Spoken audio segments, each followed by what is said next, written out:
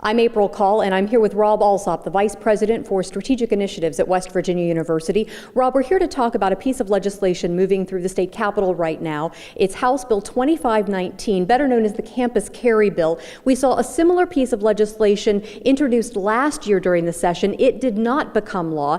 Tell me a little bit about this year's bill and what it entails. So for a little bit of context, under current law, our Board of Governors has the ability to adopt a policy relating to weapons on our campus. And so if someone violates that policy and we ask them to leave and they don't, they can be guilty of criminal trespass.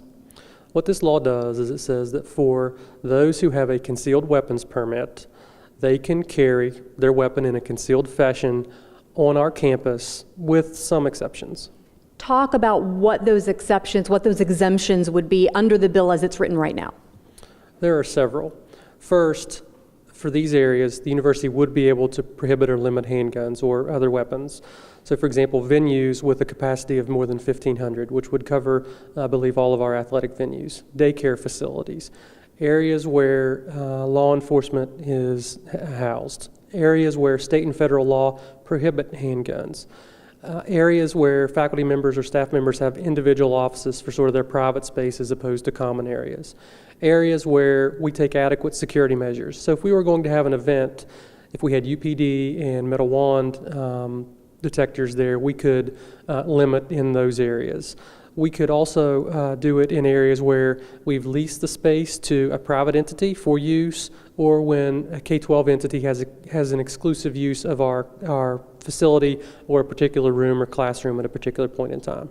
So what's the process from this point for this piece of legislation? What happens next? There's a public hearing that's been scheduled for Monday at 2 o'clock. Those are usually in the House chamber in the House of Delegates in Charleston. And after that, if they decide to take up the bill is currently pending in the House Judiciary Committee. And during this process, what will the university, what will your team be doing to engage not only with the state legislature, but also with the campus community? We've been advocating that the best approach is one for local control, where our Board of Governors should have the authority to indicate when weapons could be on our campus. But we've also been talking with legislators, our faculty and staff, to make sure that they're aware and that if the bill does pass or it does start moving, that we advocate for the best interests of the university. Will there be venues set up on campus where people can ask questions, where you can talk about some of those issues, concerns, ideas? Yes, so we have planned 2 campus conversations for the upcoming week where we'll come out on campus and talk about current law, what the bill proposes to do.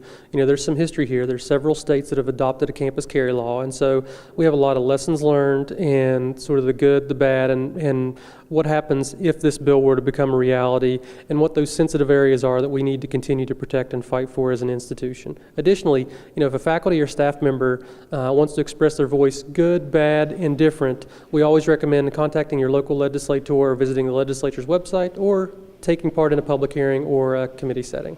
Rob, thank you very much. Be sure to look for additional information in upcoming editions of Mountaineer e-News, as well as upcoming editions of Under the Dome. And be sure to look for additional information as well as FAQ located in the description of this video.